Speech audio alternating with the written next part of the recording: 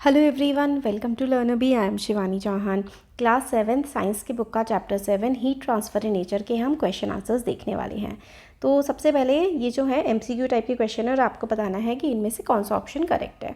तो यहाँ पर देखिए एक सस्पेन दिया गया है जिसमें ए और बी बनाया गया है। तो ए वाला जो पार्ट है हमसे पूछा गया है कि कौन सा गुड कंडक्टर ऑफ हीट होगा और कौन सा बैड कंडक्टर ऑफ हीट होना चाहिए। तो बेसिकली ए जो है वो गुड कंडक्टर है। क्यों? क्योंकि तभी तो आप कोई चीज़ उसमें पका पाएंगे। और बी हैंडल है, ये बैड कंडक्टर ऑफ हीट होना चाहिए ताकि आप उसको पकड़ सकें, वरना गर्म हो जाएगा तो फिर आप उसको पकड़ेंगे कैसे। तो इसका जो करेक्ट आंसर है कि मटेरियल का कौन सा पार्ट क्या होगा, तो ए जो है वो गुड कंडक्टर होना चाहिए और बी पुअर कंडक्टर होगा। तो सी इसका करेक्ट ऑप्शन हो जाएगा, तभी हम सस्पेंड को पकड़ पाएंगे और उस पर खाना बना पाएंगे।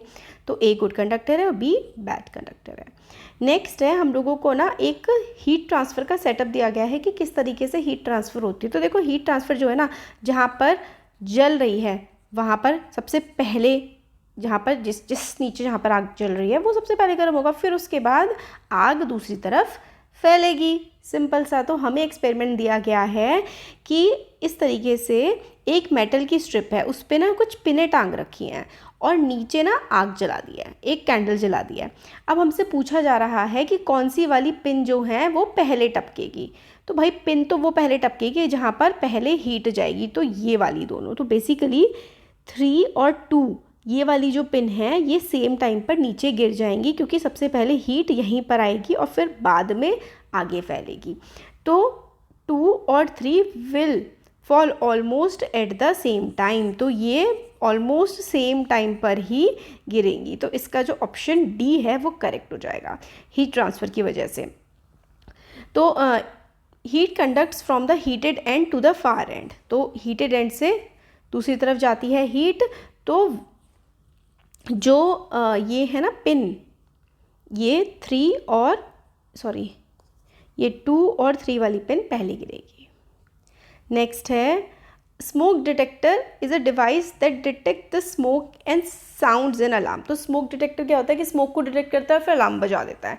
Suppose you are fitting a smoke detector in your room. Suppose करो कि आप अपने रूम में लगा रहे हैं smoke detector. Most suitable place इसके लिए क्या होगा? तो देखो सीलिंग, छत पर ही स्मोक डिटेक्टर लगाया जाता है, क्योंकि अगर जैसे कि कुछ जलता है तो भाप ऊपर की तरफ ही उड़ती है, इसलिए छत पर लगाना ही सबसे ज़्यादा सेंस मेक करता है स्मोक डिटेक्टर को।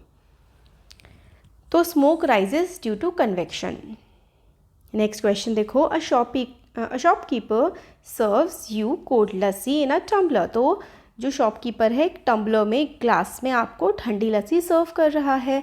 Bye chance the tumbler had a small leak. तो टम्बलर जो है उसमें बाय चांस एक छोटा सा लीक था जिसमें से लस्सी गिर रही थी। You were given another tumbler by the shopkeeper to put the leaky tumbler in it. तो फिर आपको एक और ग्लास दे दिया ताकि जो लीक करने वाला ग्लास है उसके अंदर रखा जा सके। क्या ये अरेंजमेंट हेल्प करेगा लस्सी को ठंडा करने में ज़्यादा लंबे समय तक?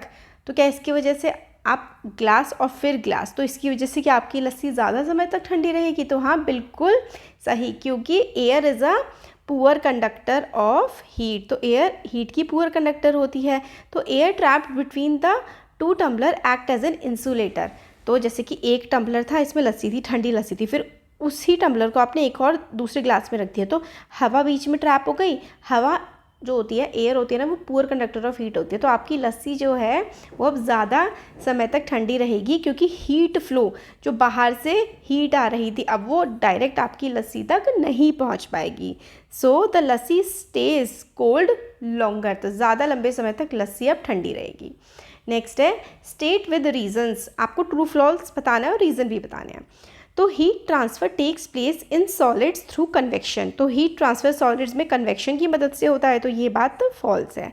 इन solids heat is mainly transferred by conduction not convection. तो हीट ट्रांसफ़र सॉलिड्स में कंडक्शन की वजह से होता है। Heat transfer through convection takes place by the actual movement of particles. तो यस, बिल्कुल सही बात है। Convection involves movement of particles जैसे कि लिक्विड और गैसेस। तो कन्वेक्शन जैसे कि लिक्विड और गैसेस में होता है, कंडक्शन मेनली सॉलिड्स में होता है।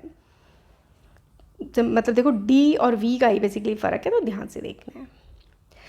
Areas with clay materials allow more seepage of water than those with sandy material. तो ये गलत बात है. Water seeps fastest through the gravel, slower through sand and slowest through clay. तो clay में तो सबसे धीरे water seep करता है क्योंकि clay फूल जाती है, मोटी हो जाती है जब उसमें पानी भर जाता है. तो movement of cooler air from land to sea is called land breeze. तो ठंडी हवा जो कि ज़मीन से समुंदर की तरफ, ठीक है, जाती है, वो लैंड ब्रीज होती है. हाँ बिल्कुल, ये होता है रात के समय. At night cooler air moves from land to sea, इसको लैंड ब्रीज बोलते हैं. Some ice cubes placed in a dish melt into water after some time. तो जो आइस क्यूब्स हैं वो थोड़ी देर में मेल्ट हो जाती हैं, है ना. ऐसा क्यों होता है? Where does the ice cubes get heat for this transformation. तो जो आइस क्यूब है वो पिघल जाती है, तो ये हीट कहाँ से आती है? सराउंडिंग से, एटमॉस्फेयर से आती है.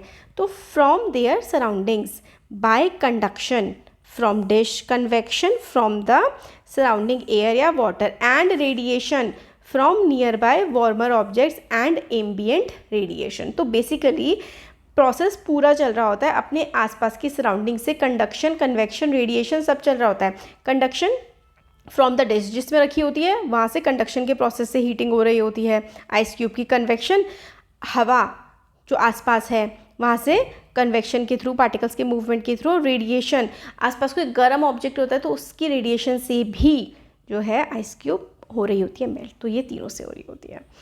नेक्स्ट है, अब burning incense stick is fixed pointing upwards. तो इस तरीके से, है ना, अपवर्ड पॉइंट करती हुई बत्ती, धूपबत्ती रखी है.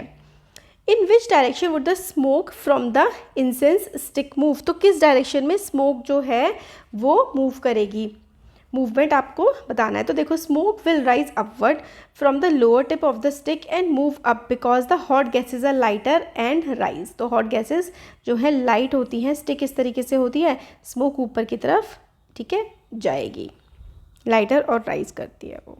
और जिस तरफ हवा की डायरेक्शन होगी उस तरफ को मुड़ करके ऊपर की तरफ धुआं जाता है. नेक्स्ट है, 2 test tubes with water are heated by a candle flame. ठीक है, फिगर में दिखाया गया है थर्मोमीटर रख करके. तो ये देखो 2 टेस्ट ट्यूब्स हैं और थर्मोमीटर से आप लोग चेक कर रहे हैं. ये वाटर है, एक ये वाली बर्निंग कैंडल है और बर्निंग कैंडल. फिर आप लोगों को बताना है कि टेम्परेचर रिकॉर्ड करना है और 2 test tube with water are heated by a candle flame as shown in this figure. ठीक है, आपको टेम्परेचर को रिकॉर्ड करना है और एक्सप्लेन करना है. तो बेसिकली यहाँ पर एक कैंडल जो है वो बिल्कुल नीचे की तरफ है और एक कैंडल जो है वो टेस्ट ट्यूब के बीच में की तरफ है. तो आपको बताना है कि कैसे हीटिंग होगी. तो थर्मोमीटर जो कि ए वाला है रिकॉर्ड्स अ हायर टेम्परेचर. क्यों? When heating from below hot air rises and the upper region warms first. Convection carries hot water upward so the upper thermometer reads higher. तो basically क्या होता है कि यहाँ पर इसको देखो कि थर्मोमीटर की यहाँ पर प्लेसमेंट है ना, और इस वाले थर्मोमीटर की प्लेसमेंट बिल्कुल नीचे की तरफ है. अब कैंडल जो है नीचे से इस तरीके से बर्न हो रही है तो पूरा का पूरा पानी जो है ठंडे से गर्म जल्दी हो जाएगा. अब यहाँ पर देखो कि कैंडल तो यहाँ पर जली हुई है. अब हम टेम्परेचर नीचे की तरफ से मेजर कर रहे हैं, तो क्योंकि टेम्परेचर हम नीचे की तरफ से मेजर कर रहे हैं और पानी यहाँ पर ज़्यादा गर्म होगा, इसलिए हमें जो ज़्यादा टेम्परेचर है ना वो इस वाले में मिलेगा, क्योंकि यहाँ नीचे तक तो पानी इतना गर्म होगा ही नहीं क्योंकि कैंडल तो यहाँ पर बर्न कर रही है. ठीक है, इसलिए जो हमारा कन्वेक्शन की वजह से जो टेम्परेचर है वो फर्स्ट वाले में ज़्यादा हम लोगों को राइज करता हुआ दिखेगा, क्योंकि हीट का मूवमेंट ऊपर की तरफ होता है, नीचे से ऊपर की तरफ पूरा गर्म हो जाएगा. और यहाँ पर क्योंकि कैंडल इधर रखी हुई है ना यहाँ पे, तो ऊपर की तरफ हमारी हीटिंग होगी, नीचे की तरफ वाला पानी तो ठंडा रहेगा मोस्टली. तो टेम्परेचर ज़्यादा मेजरमेंट आएगा ही नहीं थर्मोमीटर में. नेक्स्ट है, why are hollow bricks use to construct the outer wall of houses in hot region. तो गर्म इलाकों में खोखली ब्रिक्स जो हैं उनका इस्तेमाल क्यों करा जाता है बाहर की दीवारों पर. तो हॉलो ब्रिक्स एयर को ट्रैप कर लेती हैं, which is a poor conductor of heat. This reduces heat transfer from outside to inside keeping interior cooler in hot climate. तो बेसिकली एयर को वो ट्रैप कर लेती हैं और उसकी वजह से ना गर्मी से बेसिकली वो बच जाते हैं.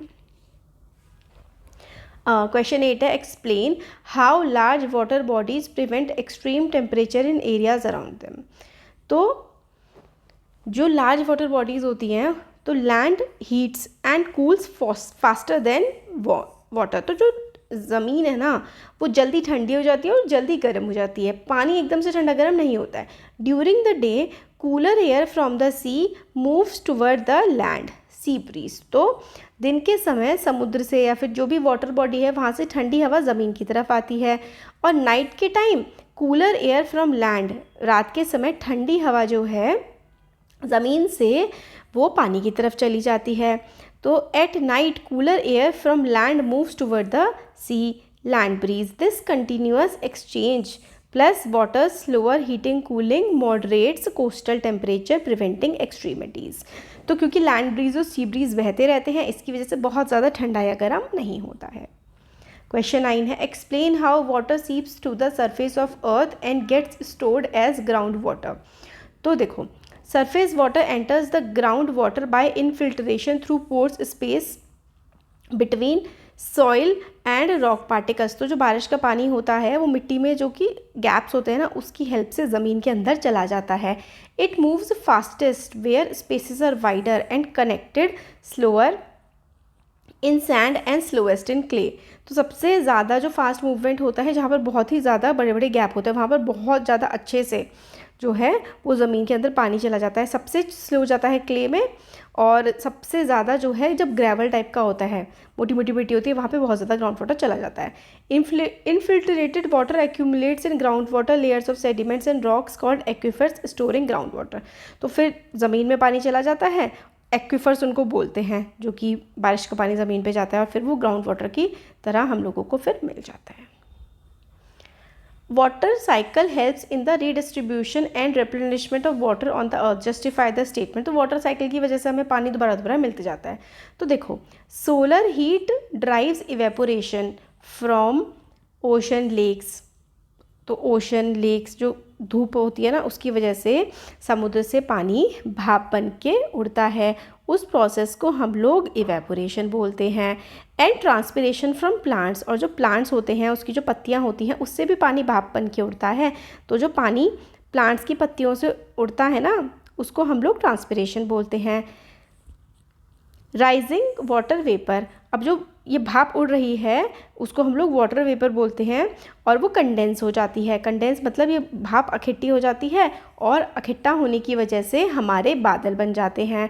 और फिर उसके बाद जब बादल बहुत सारे हो जाते हैं, भारी हो जाते हैं, फिर प्रेसिपिटेशन यानी कि बारिश की फॉर्म में, रेन या फिर स्नो या फिर हेल है ना, इनकी फॉर्म में पानी फिर से इन्हीं वाटर सोर्सेज में आ जाता है.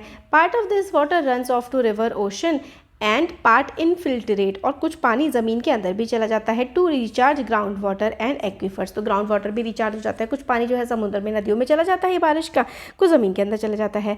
दस water cycle continuously redistribute and replenish water across earth system. तो इस तरीके से वाटर साइकिल की मदद से पानी आता रहता है, रिप्लेनिश होता रहता है और अर्थ में हमारे पानी मिलता रहता है. तो ये हमारा पूरा का पूरा चैप्टर हो गया कंप्लीट. वीडियो पसंद आया तो लाइक शेयर सब्सक्राइब ज़रूर करिएगा. Thank you so much.